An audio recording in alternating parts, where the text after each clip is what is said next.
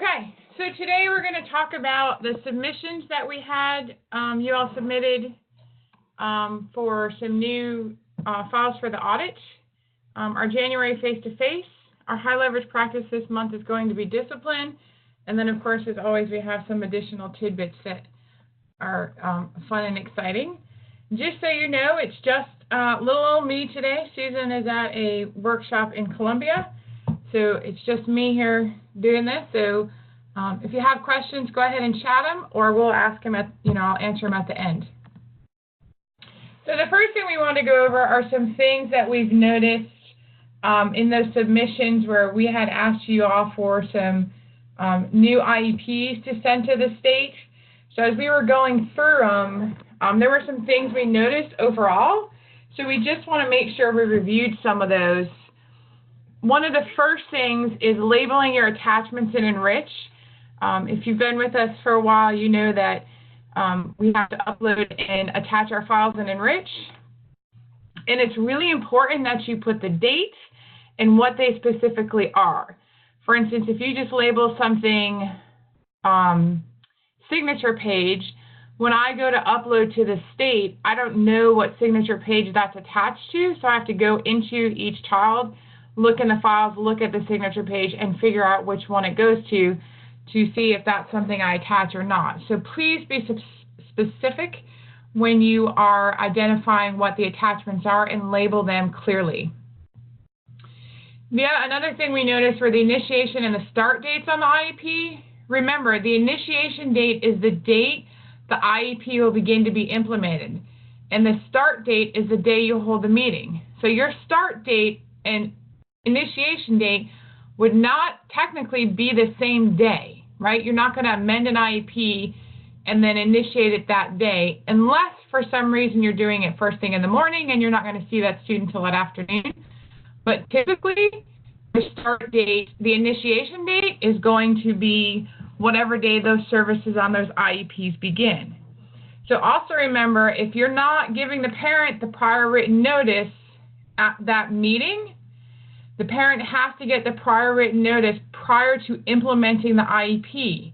So if you're not going to get that prior written notice done that day and you don't send it home or aren't going to get it, we have to send it home within 7 days.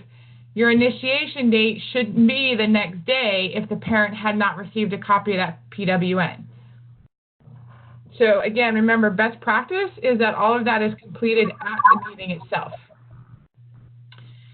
In some of the wording, we've seen some acronyms being used. We've seen some that don't pass the stranger test. And what that means is that I should be able to pick up any IEP, or Susan should be able to read any IEP and know exactly where that child is functioning and what the needs are, right? There's a difference between the benefit versus what is required. So kids will benefit from a lot of things. But remember, that IEP is going to talk about what is required has joined the meeting child to be successful in the classroom. The supplemental services, we've seen some confusion on those. Those are students. A participant has joined the meeting. Going to require above and beyond, such as like an AEA or nursing. So like speech, OT, PT, things like that would not be a supplemental service. Those are things above and beyond what the student needs. Your impact statements, be sure that you're indicating exactly how the disability impacts, and specifically impacts in the classroom. For instance, a student with, a learning disability, we shouldn't see, has difficulty maintaining pace and keeping up with general curriculum. Has joined the meeting. That does not tell us specifically how that impacts them in the classroom. So you need to make sure you're specific in how the disability impacts in the classroom. Make sure your data, when you're doing your annual reviews, is current and updated. So we're seeing some data that's going from year to year. We want to make sure that it's all current. Anytime you do an annual review, all your data should be updated and current. We should not be using things from previous years. And then just a little housekeeping thing, make sure you're spell checking everything on sections. Make sure you have the right child's name, that it's not a he and it's supposed to be a she. Things like that let us know that we understand there's some copying and pasting, which we're not telling you can't do, but you want to make sure that you are have the correct information for the correct student in the IEP. Some of the really good things we've seen, so our present levels overall have been extremely comprehensive. So we're really pleased with the progress and the things that you guys are doing with that. Indicator 13, our transition, is much better and more comprehensive as well. We're seeing 2 forms of assessment. We're seeing great post-secondary goals, all of the little boxes checked, so we appreciate that. Our goals are getting better. They're lots more skill-based, which is great. We're notifying our parents. We're addressing ESY. We're not seeing any TBD. And then our PWNs are becoming much more comprehensive. We're not just seeing the team met and agreed upon annual review. You guys are doing a really nice job of letting us know what's happening at the meeting and why the team made the decisions. So overall, we've seen some great things. As always, we've got some things to work on. I just submitted those new IEPs. Out of all the ones you submitted, Susan and I selected 18 of them. I then sent those to the state, and I uploaded them actually this morning. So hopefully we'll hear here in a few weeks if we are finally cleared of everything and don't have to do anything else. It's a long audit. A year later, we're still dealing with it. So our January face-to-face, it's going to be a fun, full day. It's January 24th from 9 to 3:30 in Columbia at our office. We'll have 2 guest speakers for the day, and it's to provide support and training and teacher coaching and best practices in regard to inclusion and co-teaching.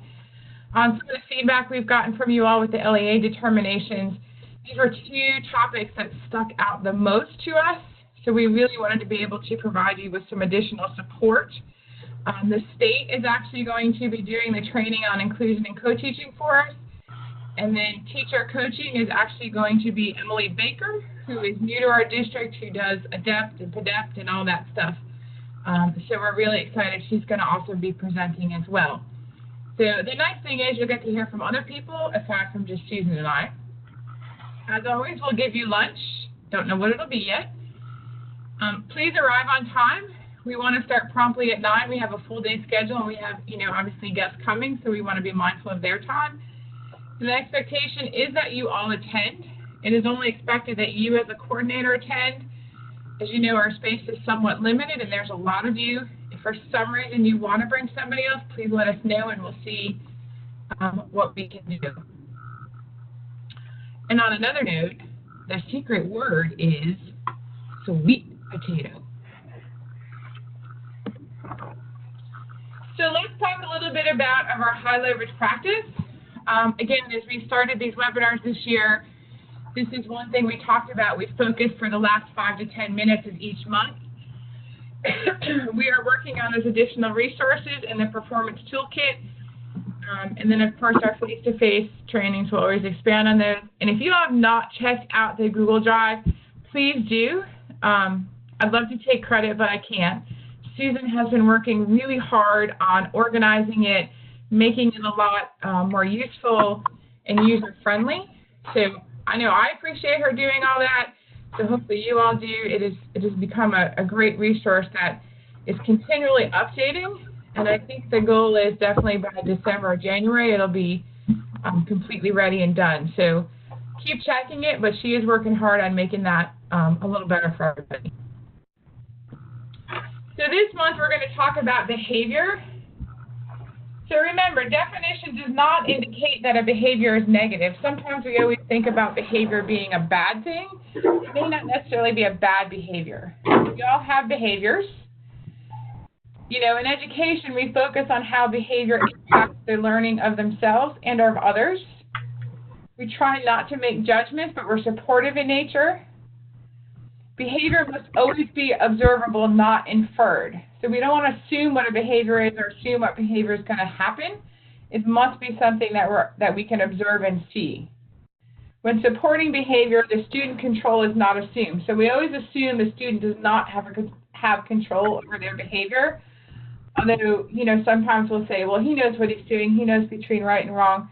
Well, we can't assume that, right? We need to know what's happening. So this little cartoon makes me laugh. Every day it's the same thing. My class starts out at Sesame Street and by 3 o'clock ends up as Jerry Springer. y'all have had classes like that, and some of you may have classes like that now. But it happens. So one of the things we want to talk about is collaboration and documentation. Behaviors become, although in our district overall, our percentage of students with disabilities being suspended is low, it is still an area we see when you really look down into the data. Our students with disabilities overall are definitely being disciplined, referred a lot more than our students without disabilities. So we want to make sure that we're following these procedures and these processes. But you want to make sure you're documenting your supports and interventions in school. You have to identify with the behavior target and collect the data. This is going to be your FBA. Take data and understand the impact of behavior. Do your ABC logs. Think about the frequency, the duration, the intensity of behavior. Document the supports and interventions with parents. Make those conversations reciprocal in nature, not one-sided. You really want to get their input, even if you don't think they have a lot to share. You really want to make them a part of this. So use terminology you would want describing a loved one of yours. Don't say, that Michelle is such a pain in the rear, right?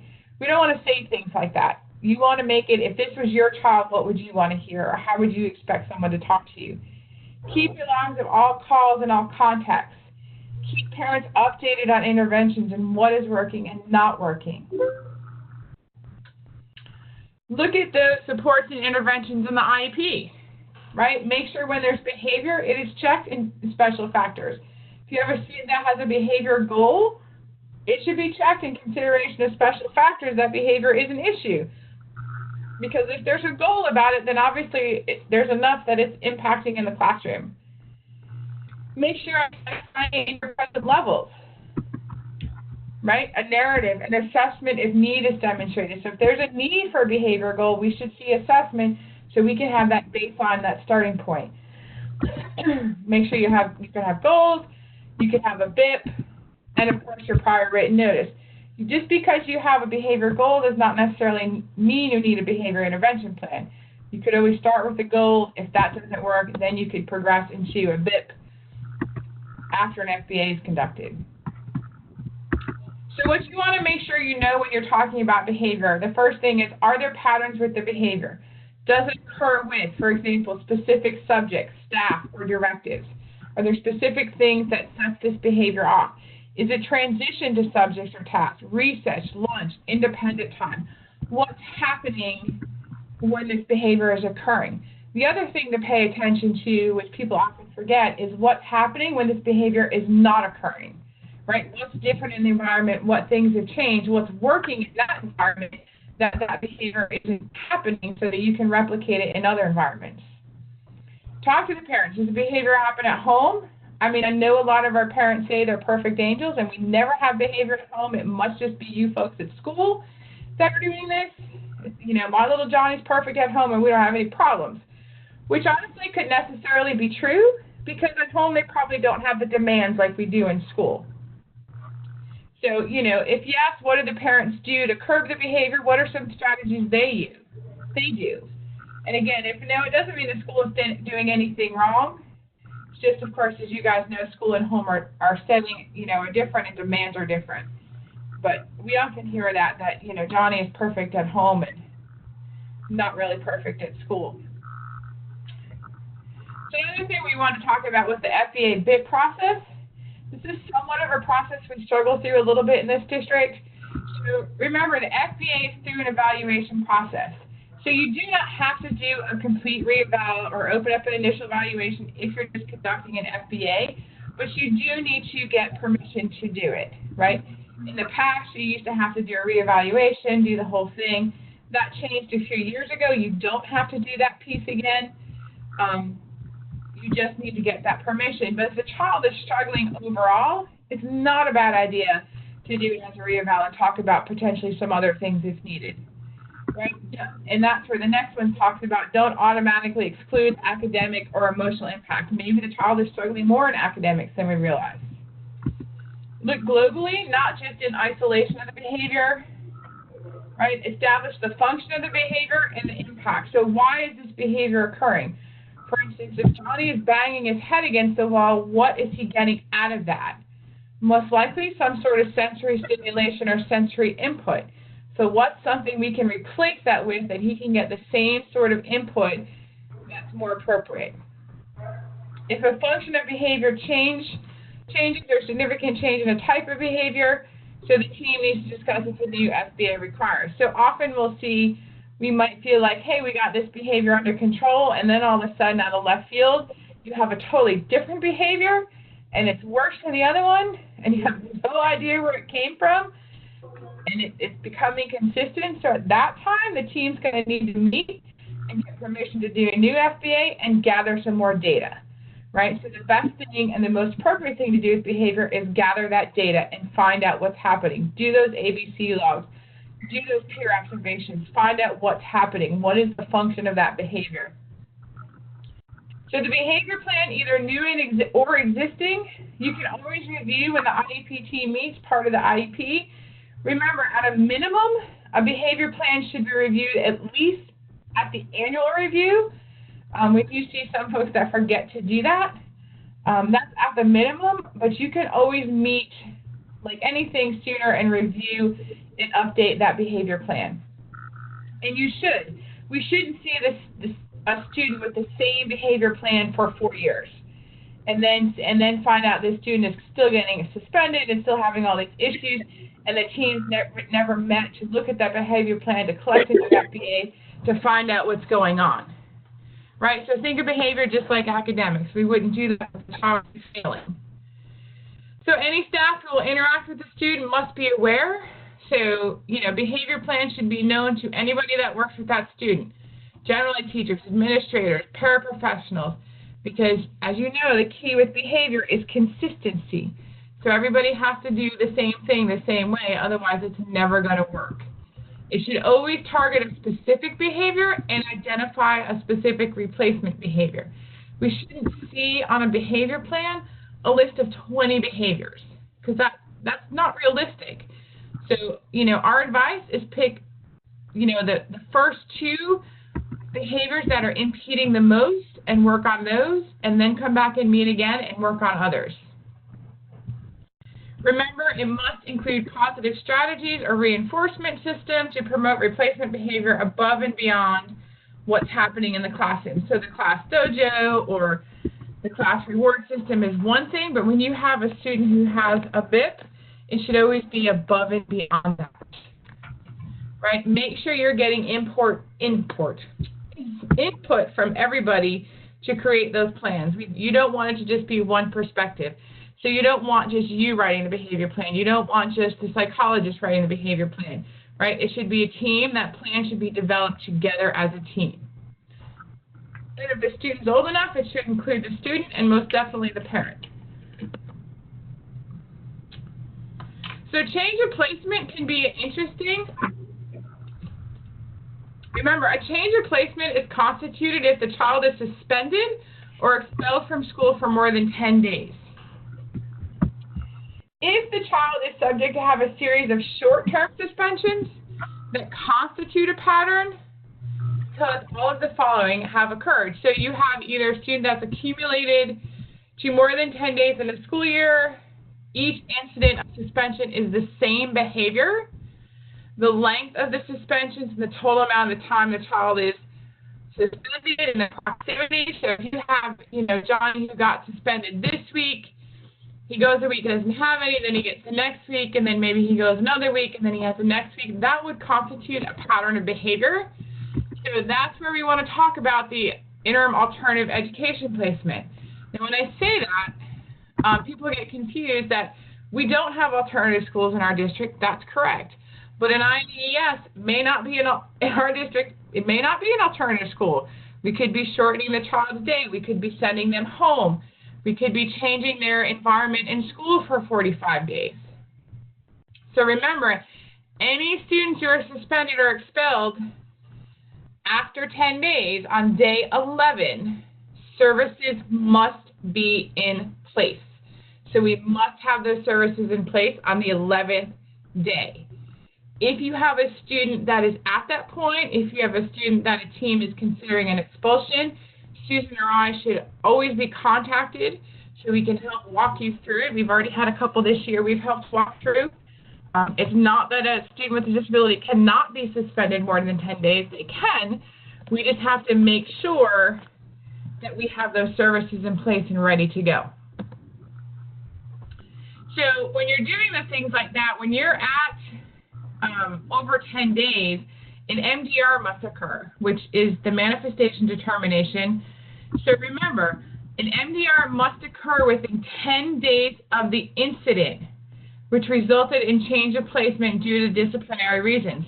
So you have Johnny that came to school, gotten in trouble. The principal just has had it with him and says, you know what, you're out of here for 11 days, right? So you have to hold an MDR because we've got more than 10 days, but it has to occur 10 calendar days within 10 school days of that incident. I apologize, not calendar, school days, of that incident, okay?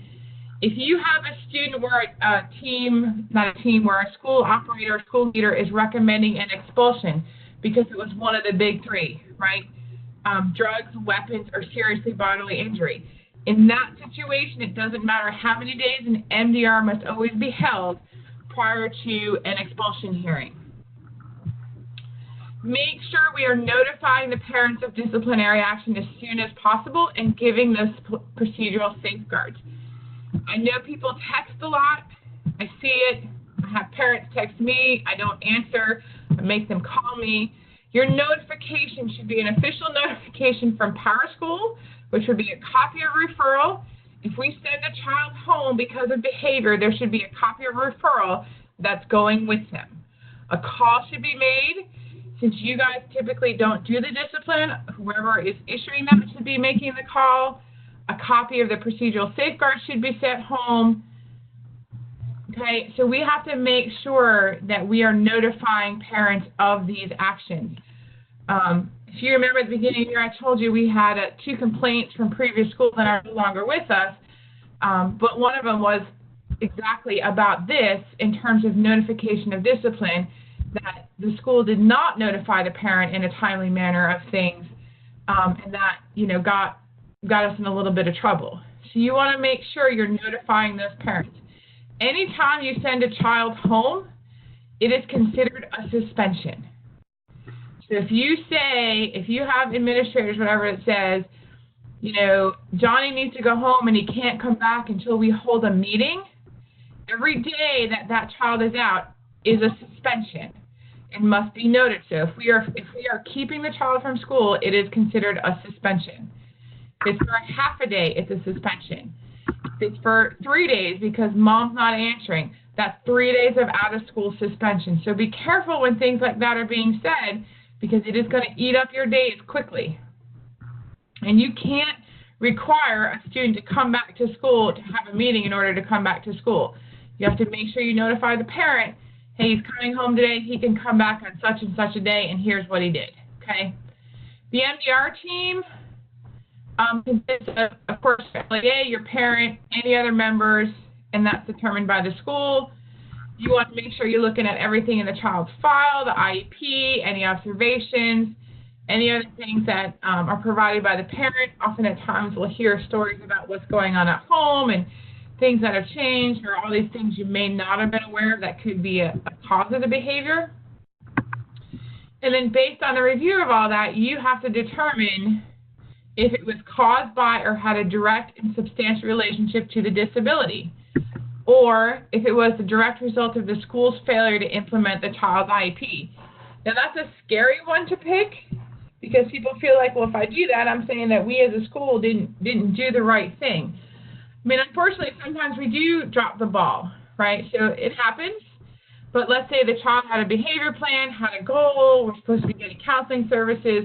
For some reason that got overlooked, we weren't providing it. In that case, it would be our failure to implement. In terms of the disability, I will provide with caution students with other health impaired or emotional disabilities. It is really hard for teams to determine that that behavior was not a result of that disability. Again, I'm not saying they all should be, but unless for some reason you can show that things were planned and laid out for a while, it's going to be a very hard call to show that OHI, because of impulse control or emotional disability, didn't impact the behavior at all. So ensure that you're making sure that any services the student gets is happening during removal. If you're removing that school, we have to make sure, removing that child from school, you have to make sure that those services are occurring while the child is removed from the setting. We are keeping that child from school. It is still our responsibility to provide those services. One of the questions that has come up here recently has been about expulsion. So keep in mind, a student with a disability is never really expelled from school completely for us. So if a board decides to expel a student with a disability, then even if that happens, we are still responsible for providing that student with special education services. If the child enrolls in another school district, then we are not responsible. So if that child does not enroll in another school district or the parent decides to homeschool, you as the last school of residence are responsible for providing those services when a child is expelled from school. If they go, let's say, we had a child here that was expelled in the upstate and they go and they enroll in Greenville, then we would not be responsible. So post MDR amendment, does the student require an FBR BIP? If the student has it, does it need revision or redone? So again, if we're looking, we did an MDR, now the child is still having problems, you know, do we need to look at, we need to come back, hold an amendment, do we need to look at a new FBA, a new BIP, or what's happening? So behavior is always ongoing. So some things just to remember, and this is hard, unless you're like an old lady like me and just, you know, got that tough skin, but don't take things personally and be calm. Adults will not be triggers for students. It's typically you're just the available target at that moment. All behavior has a function or a purpose. Find it. Every behavior has a function and a purpose. Most behavior is eliminated or replaced with intervention. Targeted behavior may increase with the implementation of intervention before it decreases. Keep in mind, I always tell people when you're making changes in behavior, it is always going to get worse before it gets better. So fasten your seatbelts, right? That child's behavior is going to spike, and it's going to get worse, and it could get worse for a short period of time, or it could get worse for a long period of time. But the main thing is to remain consistent. Data drives those decisions, not the gut feelings. You don't want to say, well, I think he's doing it because. You want to have that data be the decision maker.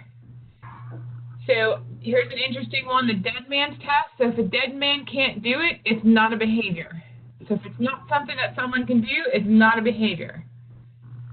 And don't expect more from the students with FBA and BIPs than you expect from the rest of the student population.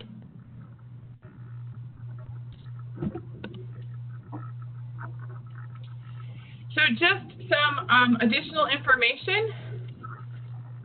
So our secret word contest continues to go on, so shout out to those who are consistently doing it. Just remember that we have, Susan and I plan on rewarding those who participate and have gotten the answers right.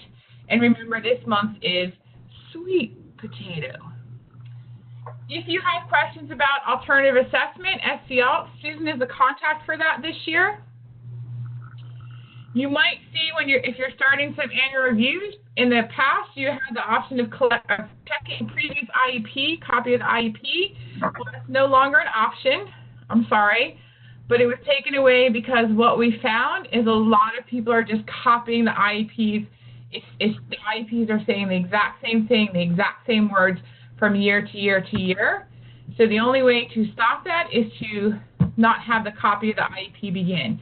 So when you start a new annual review, you're going to have to type a completely new annual review. All of the information will be new.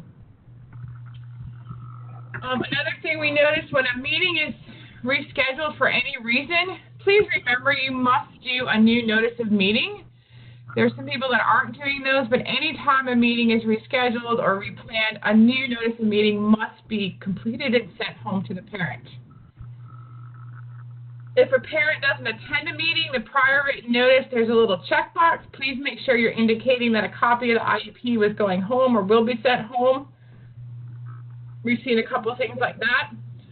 Our weekly and monthly calls, this is just a friendly reminder, but please remember that Susan and I schedule our days around those calls. So if you can't make your call and you don't send us an email or a text, you know, we're left with that time. And I know you all think we sit at home and eat bonbons. And I know that's what Susan does. I'm just kidding. But that's not true. Our days are extremely busy and full. So we have those calls specifically. That's our undivided time for you. If you can't make it, please let us know. If you consistently don't make your call, you consistently forget to call, the second time that you miss a call, an email will be sent to you and your school operator in terms of, you know, you haven't been making your monthly calls. And again, remember, it can reflect in your CGI, in your capacity growth, in terms of meeting timelines and things set by the district. So please be respectful of that time. We make sure we set that time, you know, for you. Please make sure you're respectful of our time. Multiple disabilities.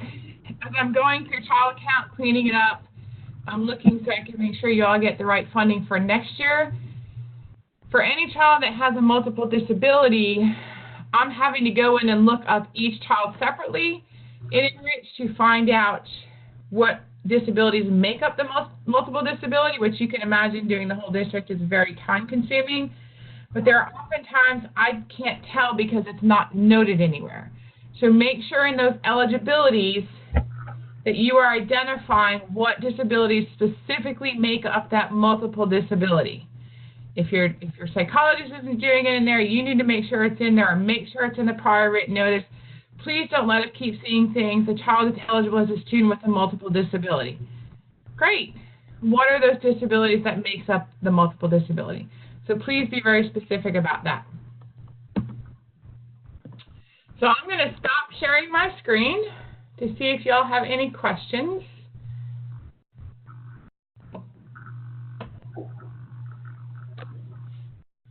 It will auto-populate the initiation date. So, Michelle, it will auto-populate the initiation date, but you want to make sure that it's correct. So if you're not going to send home the pre-WN, it's going to populate the initiation date, I believe, as the same day. I'm almost positive. It might even do it the next day. But you want to make sure you double-check that because it doesn't always do it correctly. And again, if you're not sending home that PWN, you're not going to send it home for 4 days. Your initiation date should be 4 days later.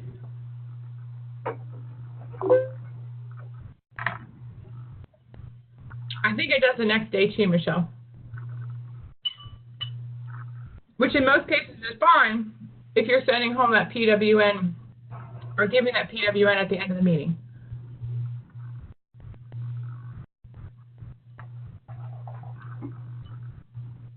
Are there any other questions?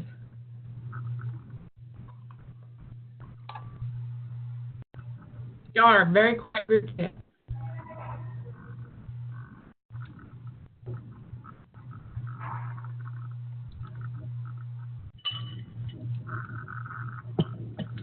All right, well, nobody's typing anything in, so I'm going to end this. We will post this within 24 hours. It should be up tomorrow.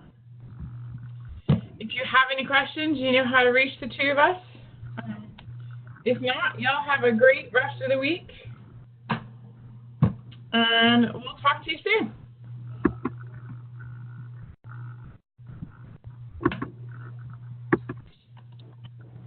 Elizabeth Bridges has left the meeting. Has left the meeting. A participant has left the meeting. Jonathan Hayes has left the meeting. Becky Schaefer.